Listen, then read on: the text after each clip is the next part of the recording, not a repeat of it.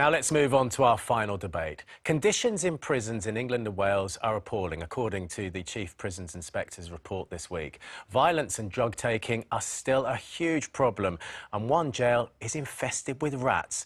The government is planning to spend £30 million to improve things, including £7 million on installing phones in cells.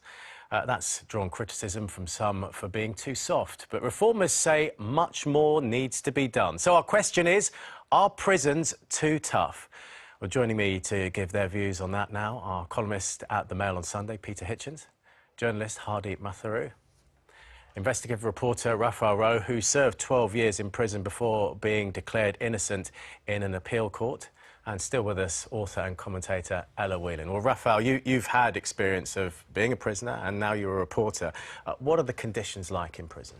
I think prison conditions are tough, and anybody that says otherwise, I challenge them, because anybody confined in a cell for a period of time, weeks, months, years, has some psychological damage because it's not your normal environment. Imagine not being able to open a door for years on end, and then you're released, and the conditioning of that torturous time in prison lives with you for the rest of your life. So anybody who says prisons are not tough, if they've not been in a prison, then I think they're wrong. You know, conditions are appalling in prisons. I've just travelled the world to look at prisons around the world for a series I've done for Netflix, Inside the World's Toughest Prisons, and the conditions were appalling.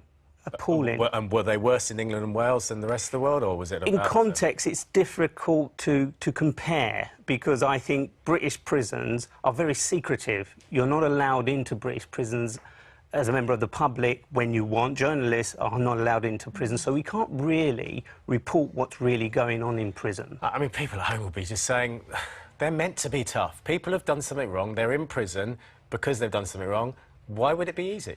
It's not easy, and that's my point. Prisons are not easy. Yeah, but it's meant to be. It is tough. It's tough being locked up. It's tough having to come to terms with the crimes that you've committed. It's tough having to accept that you've committed a crime against somebody and there's a victim. Not everybody in prison thinks it's easy. OK. Peter? Well, prisons are tough in the wrong way. That's the problem with them. They're tough largely nowadays in Britain because they're run by the inmates rather than by the authorities. And that, of course, particularly for somebody vulnerable or innocent in prison, is a terrifying thing. But it's clear, if you read Peter Clarke's report, that the authorities have more or less lost control of the prisons, which are full of drugs and full of violence and all kinds of things which should not be going on in places which are directly under the control of the government. It's absurd. But the whole debate is full of cliché and slogan. One side says, prison works, let's be tough on crime, and the other side says, oh, well, prisons are not doing any good and we should have less of it. And neither listens to the other, and neither is actually paying much attention to what's going on. So what's the answer? Well, the answer is, oddly enough, the great paradox of British prisons is when they were effectively tough and under the control of the authorities, many fewer people went to them. They were more deterrent. And they were more punitive, and so those who went to them came out and sent the message to other people, don't go there, and didn't go. Since we embarked on a supposedly kind and liberal penal regime in the 1960s, the number of people in British prisons has doubled, and would be far, far more than that if the courts didn't make such huge efforts to keep people out of prison by postponing sentences, by tagging and all the other things they're doing all the time. We would probably...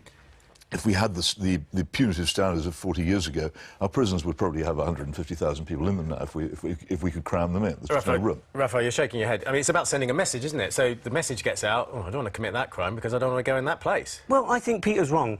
You know, prisons are not run by prisoners. I mean, it's a myth to think that they are. Yes, there are prisoners in prison who are in cliques, they're in gangs, and there are things, but prison officers run prisons. I spent 12 years in prison, and I never saw any prisoners running prisons. There are different categories of prisons, admittedly, and in some of the less higher security prisons, it's more difficult for officers to keep control.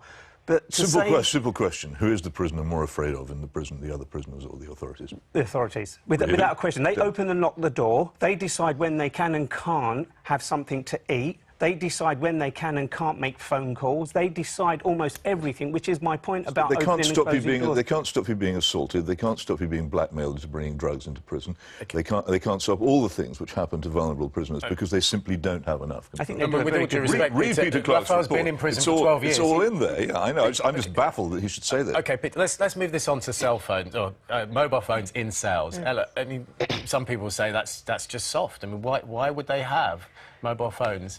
Well, I mean, first of all, it's important to note that it's not like you've got a mobile under your bed that you can use all the time. They are going to be like the same as as I understand it, same as the phones outside. They'll be heavily regulated. You'll only have a certain amount of numbers you can use.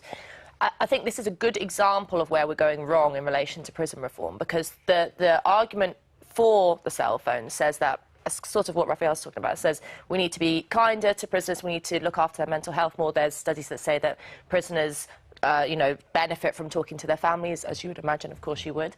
The problem is that prison you go to prison because you've wronged against society. You've done something wrong, with the exception of yourself, obviously. But if you have proven to have done something wrong, you go there, and it is about feeling that punishment. It's about feeling isolated from society, because the point is having your freedom removed and being barred from society should be the worst punishment.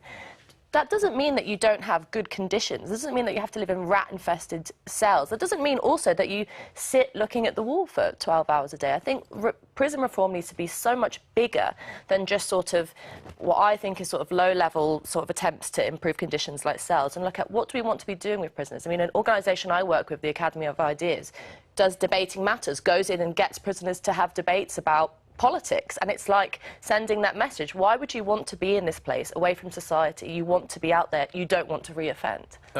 Just to point out, I said mobile phones. It's actually phones in cells, not mobile phones. I mean, that sounds like a good idea, doesn't it, Hadi?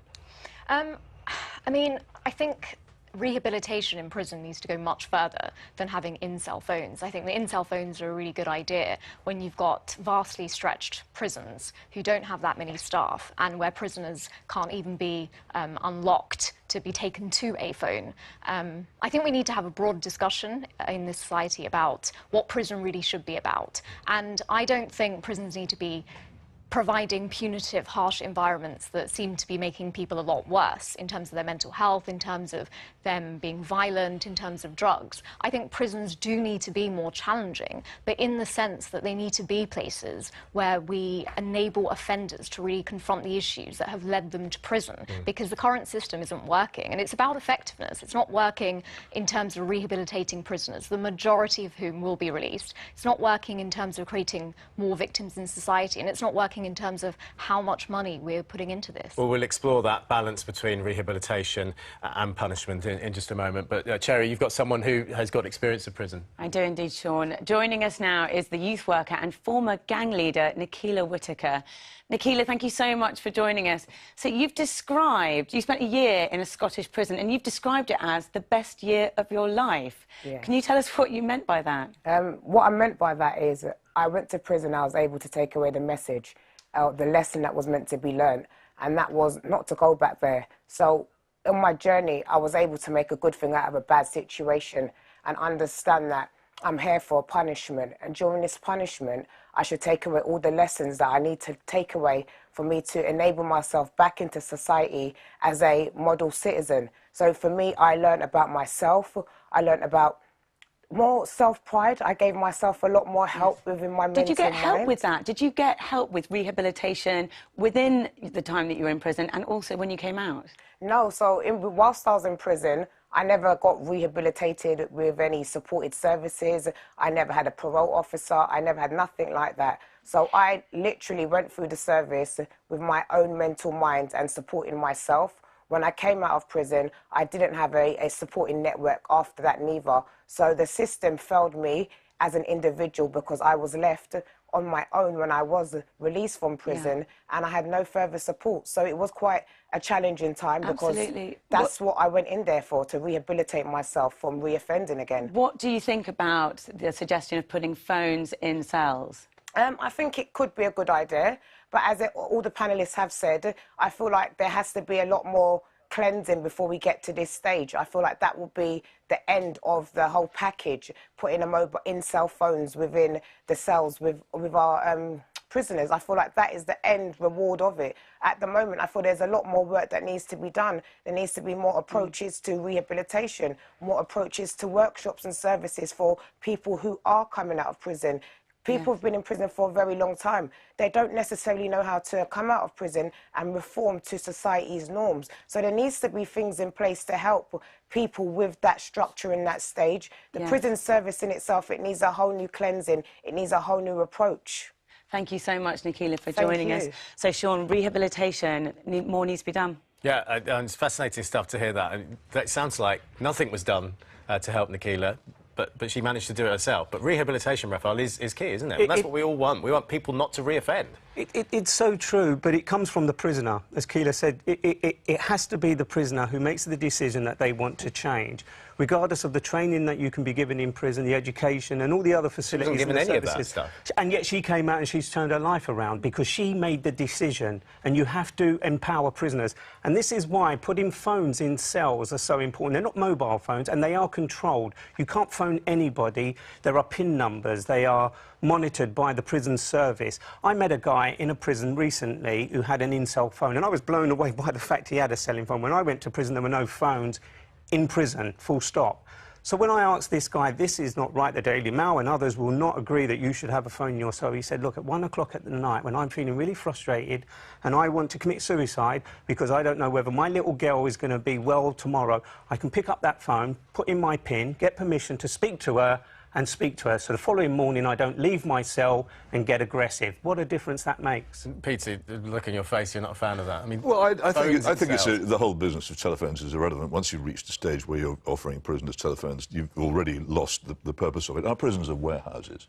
Prisoners are put in them. They spend, for the most part, at least 20 hours of the day in their cells, probably more than that in many cases. Rehabilitation is a fantasy and a myth. It's never happened. They're kept in prison for a while and then they're chucked out again. And the Michael Howard slogan, prison works, on the basis that when someone's in prison they can't commit a crime, is futile because you can't keep people in prison indefinitely. They come out. So it's useless. I say both the allegedly conservative and the allegedly liberal approaches to prison are both rubbish. Nobody is looking at the real problem, which is, apart from anything else, most people, or exceptions, particularly homicide and sex crimes, most people who arrive in prison are already habitual criminals by the time they get there. They've probably committed about 30 crimes before they get there, at least 10 of which are almost certainly on record, but the first 20 which weren't even noticed by an absent police force. In a country with an absent police force and feeble prisons, you will just get, in the end, more and more squalid, more and more overcrowded prisons full of habitual criminals about whom you can do nothing. Hardy, what do you make of that? Get them into jail earlier. And second offence. For a second offence, rather than whatever. Should be the time to go, not the 30th. I mean, the current system, how we're doing it at the moment, isn't working. I mean, 48% of prisoners are leaving prison and reoffending within a year. So what do we need to do? I do think that if we're going to send these people to prison, prisons need to be challenging, rigorous places that make people confront why they've ended up in prison. And that consists of looking at the whole ethos of the prison.